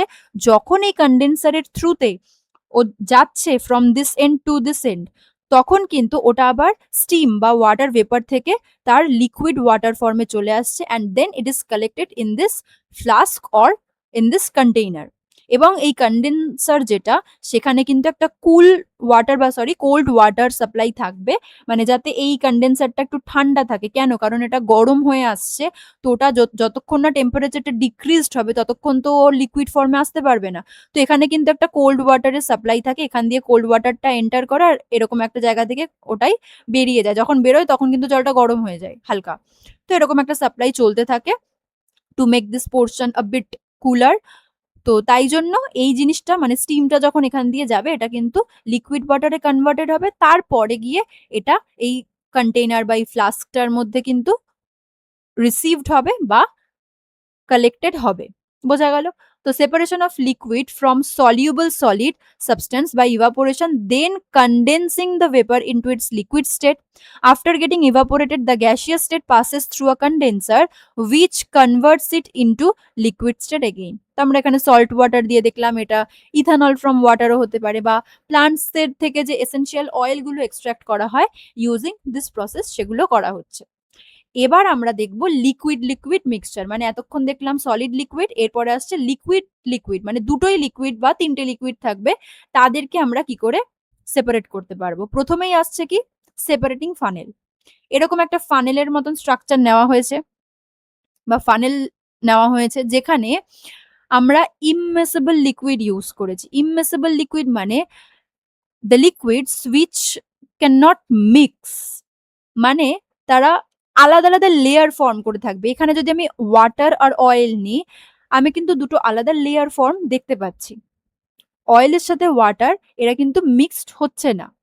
এই রকম কন্ডিশনে আমি এই সেপারেটিং ফানেল ইউজ করে সেপারেট করতে পারবো কম্পোনেন্টস গুলোকে। কিরকম হচ্ছে, এখানে একটা ট্যাপ মতন থাকছে, ওটাকে আমি যখন ওপেন করে দিচ্ছি, যেটার ডেনসিটি বেশি থাকছে সেটা আস্তে আস্তে নিচের দিকে চলে আসবে এবং এই ট্যাপটা থেকে বেরোতে থাকবে ড্রপ বাই ড্রপ। এবং এটা আমাকে খুব মাইনিউটলি খেয়াল করতে হবে যাতে একদম এটা লাস্ট পজিশনটা যখন এখানে চলে আসবে তখন সাথে সাথে কিন্তু আমাকে বন্ধ করে দিতে হবে। আদারওয়াইজ দেখা গেল উপরের যে সাবস্টেন্সটা রয়েছে বা অন্য যে কম্পোনেন্টটা রয়েছে সেটারও কিন্তু 1 to 2 ড্রপস পড়ে যেতেই পারে। তো এটা আমাকে একটু মাইনিউটলি খেয়াল করতে হবে। মিক্সচার অফ টু ইমমেসেবল লিকুইডস, মানে যে লিকুইড গুলো মিক্সড হতে পারে না এক অপরের সাথে। আচ্ছা, difference on the difference between the densities of this liquids. Obviously যদি ডেনসিটি ডিফার না করে তাহলে এই লেয়ার ফরমেশনটাও হবে না। হেভিয়ার লিকুইডস যেটা that remains below the flask when lighter one floats above it, lighter ওয়ানটা সেটা ফ্লোট করে, জলের উপরে তেলটা ভাসতে থাকে। After opening the tap, heavier liquid starts falling down and is collected in the container, but the lighter liquid remains in the separating funnel. কিন্তু আমাদের এটা খুব কেয়ারফুলি করতে হবে, আদারওয়াইজ একটু গন্ডগোল হয়ে যাওয়ার চান্স থাকে। নেক্সট হচ্ছে কি fractional distillation, which is more like distillation process.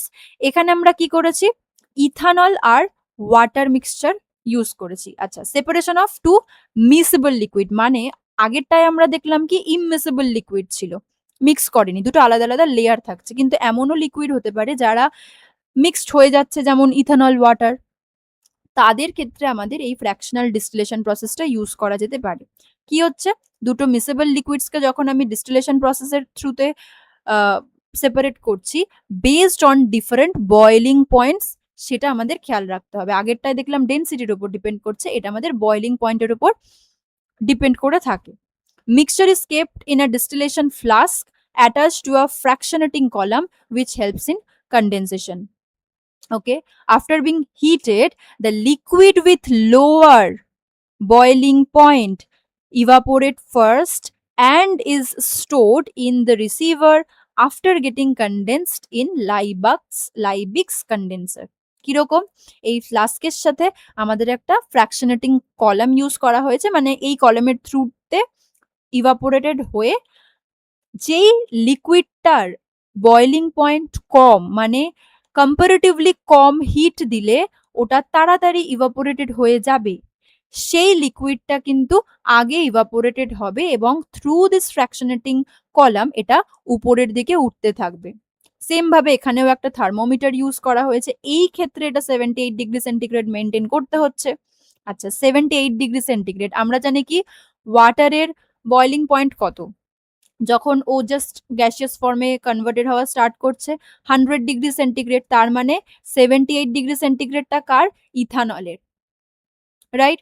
তো ইথানলেরটা কম, তাহলে যখন ওই টেম্পারেচারটা রিচ করছে উইচ ইজ 78 ডিগ্রি সেন্টিগ্রেড, আস্তে আস্তে ইথানলটা ইভাপোরেটেড হয়ে ফ্র্যাকশনেটিং কলামের থ্রুতে উপরের দিকে উঠছে।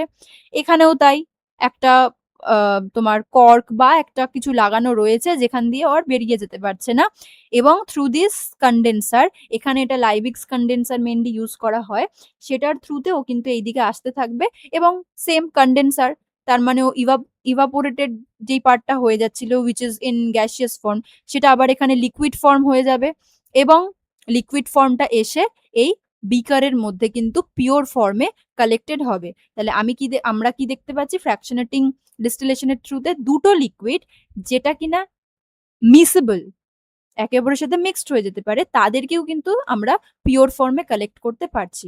The liquid with higher boiling point remains in the flask. তাহলে এই দুটোর মধ্যে ইথানলটা প্রথমে ইভাপোরেটেড হয়ে এখানে কালেক্টেড হচ্ছে, আর ওয়াটার যেটা, সেটা কিন্তু এই বিকারের মধ্যেই থেকে যাচ্ছে। এবার আমাদের কিছু কমপ্লেক্স মিক্সচার থাকে, মানে কিছুটা বলতে পারো মিক্স করা, একটু কমপ্লেক্স ওয়েতে আমাদের আলাদা করতে হয়, তাদেরকে একটা স্পেশাল প্রসেসের থ্রুতে আমরা আলাদা করতে পারি, যেটাকে বলা হচ্ছে ক্রোমাটোগ্রাফি। ক্রোমাটোগ্রাফি জিনিসটা আমরা একটু আগে দেখে নিই। এটাকে বলা হচ্ছে পেপার ক্রোমাটোগ্রাফি। কিরকম? একটা ফিল্টার পেপার নেওয়া হয়েছে, ঠিক আছে, স্ট্রিপ অফ ফিল্টার পেপার। এখানে আমরা একটা মার্ক করেছি, মার্কটা করতে হবে, একটা ইম্পর্টেন্স রয়েছে, এবং মার্কের মধ্যে একটা স্পট অফ ব্ল্যাক ইঙ্ক নিয়েছি, পেনের কালি যেটা, সেটা। তো ব্ল্যাক ইঙ্কের মধ্যে আমরা জানবো যে ব্ল্যাক ইঙ্কের মধ্যে কিন্তু অন্যান্য অনেক কালার্স মেশানো থাকে, মানে ব্ল্যাকটাই তো কালার না, ব্ল্যাক অনেকগুলো কালার মিশিয়ে ব্ল্যাক কালারটা বা ব্ল্যাক ইঙ্কটা প্রডিউস করা হয়। তো এখানে আমরা যখন ব্ল্যাক ইঙ্কটা নিলাম, তার মানে আমাদের বুঝে নিতে হবে যে এই ব্ল্যাক ইঙ্কের থেকে এর মধ্যে কোন কোন কালার মিক্সড রয়েছে, এবং তাদের কিরকম কি প্রপার্টিস, তাদের কিছুটা আমরা আইডিয়া পাবো। তো এই পেন্সিলের যে লাইনটা, সেটা ঠিক ওপরে বা তার লাইন বরাবর আমরা একটা ব্ল্যাক ইঙ্কের স্পট নিয়ে নিয়েছি। এবার একটা বিকারের মধ্যে আমরা নর্মাল ওয়াটার নিয়েছি, এবং খুব কেয়ারফুলি ফিল্টার পেপারের এই যে পেন্সিল লাইনটা রয়েছে, তার নিচে যেন ওয়াটার লাইনটা থাকে। মানে কি, আমি পুরো এই ব্ল্যাক ইঙ্কটাকে ডুবিয়ে দেবো না, তাহলে প্রসেসটা হবে না। ঠিক তার নিচে যাতে এই ওয়াটার লাইনটা থাকে, সেটা আমাকে দেখতে হবে। তো সেইভাবে আমি এটাকে একটা কোনো সেলোটেপ বা কিছু একটা দিয়ে এটাকে আটকে রেখে দিয়েছি। এবার আমাকে একটু টাইম দিতে হবে। আমি কি দেখবো, আস্তে আস্তে এই যে ফিল্টার পেপারের কিছুটা জায়গা আমি দেখছি একটু এরকম অরেঞ্জিশ বা ইয়েলোইশ একটা কালার, তারপর একটু কিছু ব্লুইশ কালার, তারপর আরেকটু কিছু অন্য যে কালারটা ডার্ক ব্লু কালার, সেটা মানে ডিফারেন্ট কালার্স যেগুলো মিক্স করে ব্ল্যাক ইঙ্কটা প্রডিউসড হয়েছিল, সেই কালারগুলো ডিফারেন্টের স্পট রয়েছে। Water rises up taking dies along with it, এই জায়গাটা বলছি। তো আস্তে আস্তে দেখবো, এখানে দেখো ওয়াটার লেভেলটা এত দূর ছিল, বাট এখানে কিন্তু ওয়াটার লেভেলটা আস্তে আস্তে এই অবধি রিচ করেছে যেখানে ওই ব্ল্যাক ইঙ্কটা ছিল, কিন্তু এখন আর ব্ল্যাক ইঙ্কটা আমরা দেখতে পাচ্ছি না। ব্ল্যাক ইঙ্কের মধ্যে যে কালার্স গুলো ছিল, সেগুলোর আলাদা আলাদা পয়েন্ট আমরা দেখতে পাচ্ছি, different coloured spots of dyes separated from black ink. এই হচ্ছে একটা আমরা এক্সাম্পল হিসেবে দেখে নিলাম। এবার এখানে জিনিসটা কি হচ্ছে, ক্রোমাটোগ্রাফি হচ্ছে ইট ইজ আ মেথড, তাহলে এই প্রসেসটাকে আমরা পুরো বলছি ক্রোমাটোগ্রাফি। একটা কমপ্লেক্স ওয়েতে আমাদের আলাদা আলাদা আলাদা যে কম্পোনেন্টস, সেগুলোকে আমরা আলাদা করতে পারলাম। Method to separate components which are soluble in a same solvent from a mixture। তাহলে এই অ্যাকর্ডিংলি যদি বলো, প্রত্যেকটা কালারই কিন্তু ওয়াটারে সলিউবল, আদারওয়াইজ এটা হতো না।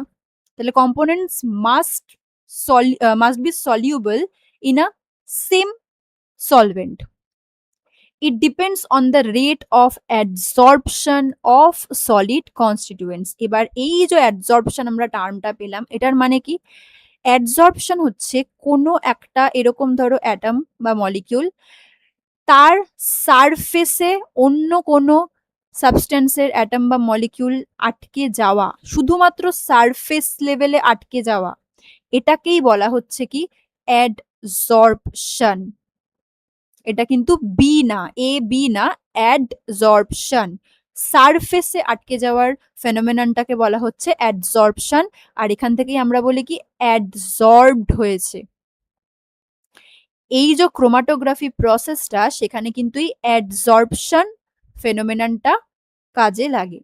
তাহলে এই যে রেট অফ অ্যাডসর্পশন, ডিফারেন্ট যে সলিড কনস্টিটিউয়েন্ট গুলো ছিল, এখানে সলিড কনস্টিটিউয়েন্ট কে এই ডিফারেন্ট কালার্স গুলো, তারা তো অ্যাকচুয়ালি সলিড, ওয়াটারের সাথে মিক্স হয়ে এগুলো হালকা লিকুইড লাগছে, বাট এরা তো অ্যাকচুয়ালি সলিড ফর্মে থাকে। তো এদের অ্যাডসর্পশন রেট কতটা, তার উপর ডিপেন্ড করে কিন্তু এই ক্রোমাটোগ্রাফি প্রসেসটা ইউজ করা হয় বা ফলো করা হয়। এবার এই ক্রোমাটোগ্রাফি পুরো প্রসেসটার মধ্যে আমরা মেনলি দুটো ফেজ পাবো, মানে বলতে পারো দুটো মিডিয়াম। এবার আমরা মিডিয়াম না বলে বলি দুটো ফেজ পাবো। কি কি? একটাকে বলা হচ্ছে স্টেশনারি ফেজ, আরেকটাকে বলা হচ্ছে mobile phase. Mobile phase, mobile মানে বুঝতে পারছো এটা মুভ করবে, তাহলে a moving liquid or gas that carries the sample mixture. আর স্টেশনারি ফেজ মানে কি, একটা ফিক্সড কিছু থাকবে, তাহলে fixed solid or liquid medium that remains in the place. তাহলে এই দুটোর মধ্যে যদি দেখো, একটা হচ্ছে ওয়াটার, একটা হচ্ছে ফিল্টার পেপার। ইঙ্কটা তো ও তো অ্যাকচুয়ালি পুরো সাবস্টেন্সটা, ওটার কথা বলছি না, বাট লিকুইড আর ফিল্টার পেপার কে স্টেশনারি হয়ে রয়েছে, ফিক্সড রয়েছে, অবভিয়াসলি এই ফিল্টার পেপারটা। আর কে মুভ করছে, অবভিয়াসলি এই ওয়াটারটা। তাহলে এই ওয়াটারকে আমি বলছি মোবাইল ফেজ, আর এই ফিল্টার পেপারকে আমি বলছি stationary phase, right? In paper chromatography, the paper with its separate colored spots is called chromatogram. এই যে আমরা কালার্ড স্পটস গুলো পেলাম না, এই যে জিনিসটা, এটাকে আমরা ক্রোমাটোগ্রাফও বলতে পারি, ক্রোমাটোগ্রামও বলতে পারি। অ্যাডসর্পশন একদম লাস্টে লেখা আছে addition of particles to the surface of a material. তাহলে এই প্রসেসটা আমরা কখন দেখতে পাবো, যখন একটু কমপ্লেক্স কোনো মিক্সচার থেকে আমাদের কম্পোনেন্ট গুলোকে আলাদা করতে হবে। নেক্সট আরেকটা প্রসেস আসছে, যেটাকে বলা হচ্ছে কি centrifugation. Centrifugation. It is used to separate finely suspended particles from a liquid. তাহলে পার্টিকলস যেগুলো কোনো লিকুইডের মধ্যে মিশে থাকছে, যখন ওরা খুবই ছোট ছোট হয়, একদম ফাইন পার্টিকলস হয়, তখন যদি আমরা সেপারেট করতে চাই, তখন সেডিমেন্টেশনও ঠিক করে হচ্ছে না নর্মাল ওয়েতে, বা আমি বলতে পারি যে ডিক্যান্টেশনও তখন তাহলে করা যাবে না, ফিল্ট্রেশনও হচ্ছে না, কারণ এতটাই ফাইন পার্টিকলস ফিল্টার পেপারে ওটা আটকাচ্ছে না। তো তখন কিন্তু আমরা সেডিমেন্টেশন প্রসেসটা ইউজ করতে পারি, মেইনলি সেন্ট্রিফিউগেশনটা মেইনলি সেডিমেন্টেশন প্রসেসটার রেটটাকে ইনক্রিজ করার জন্য। কিরকম হয় এটা, মেইনলি যে পার্টিকেলটা মিক্সড হয়ে রয়েছে উইথ দ্য লিকুইড, তার সাইজের ওপর ডিপেন্ড করবে, তার সাইজের ওপর ডিপেন্ড করবে, শেপ, ডেনসিটি, এইগুলোর উপরেই মেইনলি কিন্তু এই সেন্ট্রিফিউগেশন প্রসেসটা ডিপেন্ড করে থাকে। ডেন্সার পার্টিকলস যেটা, সেটাকে আমরা বলছি pellet, remain at the bottom, and lighter particles যেটা, তাদেরকে আমরা বলছি সুপারনেটেন্ট, সেটা একদম টপ লেভেলে থাকছে। এবার আমরা মেইনলি কি করি, এই যে মেশিনটা, এটাকে বলা হচ্ছে সেন্ট্রিফিউজ মেশিন। এখানে টেস্ট টিউব ইউজ করা হয় মেইনলি। তো টেস্ট টিউবের মধ্যে আমরা ওই মিক্সচারটাকে দিয়ে দিলাম, এটাকে খুব হাই স্পিডে ইউজিং সেন্ট্রিফিউগাল ফোর্স, এই প্রসেসটা হচ্ছে হাই স্পিডে এটাকে রোটেট করা হয়, তারপরে for a period of time ওটাকে রেখে দেওয়া হয় টু সেটেল ইট ডাউন। যেটা ডেন্সার পার্টিকলস হবে, সেটা বটমে এরকম থিতিয়ে পড়ছে, হালকা রেডিশ কালার যেটা দেখতে পাচ্ছ বটমে থিতিয়ে পড়ছে। আর যেটা একটু লাইটার পার্টিকলস, সেটার একটা উপরে টপ লেয়ার তৈরি হয়েছে। তো এইবার আমরা এই টপ লেয়ারটাকে আলাদা করতে পারি, আর বটমে যে পেলেটটা থাকছে সেটাকে আমরা আলাদা করতে পারি, যেটা ধরো নর্মালি এরকম মিক্সড হয়েছিল, খুব একটা ভালোভাবে সেটেল ডাউন হচ্ছিল না, সেটা এই সেন্ট্রিফিউগেশন প্রসেসটা ইউজ করে আমরা দেখতে পাচ্ছি সেডিমেন্টেশন প্রসেসটাই রেটটা ইনক্রিজড হয়ে গেছে। তো এটাই আমাদের গেল হচ্ছে মেইনলি প্রসেসগুলো using which we can separate components from a mixture depending upon its own properties. এবারে আমরা একটু এক্সাম্পল দেখে নেব যে কিছু কিছু মিক্সচার থাকে যে যাদেরকে more than one process use করে আমরা কিন্তু আলাদা করতে পারি বা সেপারেট করতে পারি। এখানে কি বলেছে, ফার্স্ট হচ্ছে আচ্ছা কমন সল্ট মানে NaCl, যেটা তার সাথে মার্বেল পাউডার সেটা মিক্সড হয়ে রয়েছে। কি করব, প্রথমেই মিক্সড উইথ ওয়াটার। যদি আমি এই যে মানে NaCl তার সাথে রয়েছে মার্বেল পাউডার, মানে হচ্ছে ধরো CaCO3, রাইট, CaCO3। তো তার মানে আমি যদি এর মধ্যে ওয়াটার দিই, এই সল্ট যেটা সেটা তো মিক্সড হয়ে যাচ্ছে। তাহলে salt solution with undissolved marble powder. এবার আমি আনডিজলভড রয়েছে বা এটা ইনসলিউবল, তো আমি ওটাকে আলাদা করে ফিল্টার করে নিলাম। এবারে যেটা পেলাম সেটা আমি কি পেলাম? সল্ট ওয়াটার পেলাম। তাহলে সল্ট ওয়াটার থেকে যদি আমি H2O আর NaCl কে সেপারেট করতে চাই, আমি এখানে দুটো প্রসেস ইউজ করতে পারি। একটা হচ্ছে কি, মার্বেল পাউডার যেটা ওটা রেসিডিউ হয়ে গেল, ড্রাই করে নিলাম, মার্বেল পাউডার পেয়ে গেলাম। এবার সল্ট সলিউশন যেটা, সেটাকে আমি ইভাপোরেশনের থ্রুতেও আলাদা করতে পারি, কিন্তু সেক্ষেত্রে আমার দেখা যাবে কি যে আমি যদি H2O টাকে আলাদা করে পেতে চাই সেটা আমি পারবো না। কিন্তু আমি যদি ডিস্টিলেশন ইউজ করি তখন কিন্তু আমরা দেখব যে ওয়াটার আর সল্ট দুটোই আলাদা আলাদা করে আমরা পাচ্ছি। তো এখানে আমাদের যেহেতু সল্ট আর মার্বেল পাউডার এই দুটো নিয়েই একটা মিক্সচার ছিল, ওয়াটারটা জাস্ট হেল্প করার জন্য এসেছিল, তাই জন্য আমরা এখানে ইভাপোরেশন প্রসেসটা ফলো করতেই পারি। নেক্সট আরেকটা রয়েছে কি, iron feelings with ammonium chloride. তাহলে কি হবে, প্রথমে আমি ম্যাগনেটিক প্রপার্টিটা ইউজ করে নিচ্ছি। যেই ম্যাগনেটিক প্রপার্টিটা ইউজ করলাম, আমি দেখলাম আয়রন ফিলিংস গুলোকে আমি আলাদা করে ম্যাগনেটস এর মধ্যে আটকে পেয়ে গেলাম। এবার আমার এসছে কি, অ্যামোনিয়াম ক্লোরাইড আর স্যান্ড। তাহলে অ্যামোনিয়াম ক্লোরাইড এটা কি, সাবলিমেবল একটা কম্পাউন্ড না? তো আমি অ্যামোনিয়াম ক্লোরাইডকে একটু পুরো এই মিক্সচারটার মধ্যে একটু হিট দিলাম, দেখলাম অ্যামোনিয়াম ক্লোরাইডটা সাবলাইম করে যাচ্ছে। তারপর যদি ওটাকে আমি আলাদা করে ক্যাপচার করে রাখতে পারি ইউজিং ফানেল, তো আমি তারপরে ওখান থেকে আলাদা করে অ্যামোনিয়াম ক্লোরাইডও পেয়ে গেলাম, আর স্যান্ডটা আলাদা করে পেট্রি ডিশে পড়ে থাকছে। তো এইরকম ভাবে আমাদের কিছু কম্পাউন্ডস দিয়ে দিতে পারে, মিক্সচার দিয়ে দিতে পারে, যেগুলোর থ্রুতে আমাদের বলতে হবে যে কোন প্রসেসটা আমরা ইউজ করতে পারি টু সেপারেট দ্য কম্পোনেন্টস।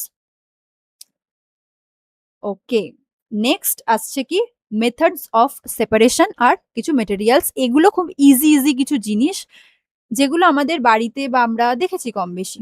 কিরকম, হ্যান্ড পিকিং, চালের মধ্যে কাঁকর রয়েছে, ডালের মধ্যে কাঁকর রয়েছে, অনেকেই দেখবে মারা ঠাকুমা দিদা এনারা বাছেন ওগুলোকে। কি দিয়ে বাছেন? হ্যান্ড দিয়ে, ইউজিং হ্যান্ড। তো ওটাকেই বলা হচ্ছে হ্যান্ড পিকিং। ম্যাটেরিয়ালস মানে স্টোন আর রাইসের একটা কোনো মিক্সচার রয়েছে, সেখান থেকে স্টোন গুলোকে আলাদা করা হয়, তো এটা হ্যান্ড পিকিং এর একটা প্রসেস। উইনোয়িং কোনটাকে বলা হচ্ছে, হাস্ক আর গ্রেইন মিক্সচার, যেটাকে আমরা বলি ধানের যে তুষ যেগুলো, সেগুলোকে আলাদা করা হচ্ছে উইনোয়িং প্রসেসে। মানে একটা পার্টিকুলার একটা হাইট থেকে ওইটাকে ফেলা হয়, যেহেতু হাস্ক যেটা সেটা হালকা হয়, উইন্ডের জন্য ওটা দূরে গিয়ে মানে পড়ে যায়, মানে দূরে চলে যায়, ভেসে চলে যায়। আর গ্রেন যেটা সেটা মাটিতে আছড়ে পড়ছে, তা আমি এবার জিনিসটাকে কালেক্ট করে নিলাম, আর হাঁসগুলো দেখা গেল অন্যদিকে ছড়িয়ে ছিটিয়ে রয়েছে। আর সিভিং যেটা, যেটাকে আমরা বলি যে অনেকটা বলতে পারো ফিল্টারের মতন, ফিল্টার পেপারের মতনই, ফ্লাওয়ার আর ব্র্যান্ড মিক্সচারকে আলাদা করছে, বা আমরা বলি ময়দার ছেঁকে নেওয়া হয়, বা এটা কিন্তু কনস্ট্রাকশন সাইডেও ইউজ করা হয়। সেখানে যদিও এই সিভিং যে মেশিনটা থাকে সেটা, ইনস্ট্রুমেন্টটা থাকে একটু বড় গ্যাপ হয়, বাট আমাদের বাড়িতে যেগুলো ফ্লাওয়ার, ওগুলোকে যখন তোমার সেপারেট করা হচ্ছে ফ্রম ওই কাঁকড় এইসব, তখন কিন্তু একটু স্মল গ্যাপের যে সিভিং মেশিনগুলো সেগুলো আমরা ইউজ করে থাকি। তো এটাই গেল টোটাল হচ্ছে আমাদের এলিমেন্টস অ্যান্ড কম্পাউন্ডস এর পুরো পার্টটা। তার সাথে আমরা দেখলাম মিক্সচারের অনেকটা পার্টই রয়েছে। তো আশা করছি তোমাদের এই ভিডিওটা থেকে কিছুটা হেল্প হয়েছে। নেক্সট ভিডিও খুব তাড়াতাড়ি আসছে, টিল দেন থ্যাংক ইউ।